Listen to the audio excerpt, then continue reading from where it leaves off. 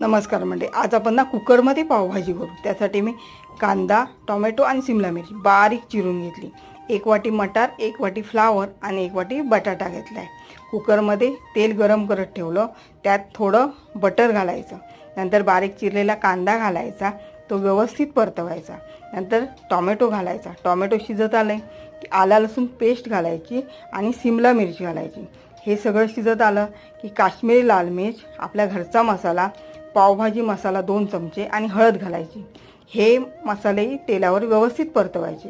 नंतर सगळ्या भाज्या घालायच्या, चवीपुरतं मीठ घालायचं आणि भाज्यां एवढंच पाणी ठेवायचं आणि कुकरला 3 शिट्या करून घ्यायच्या।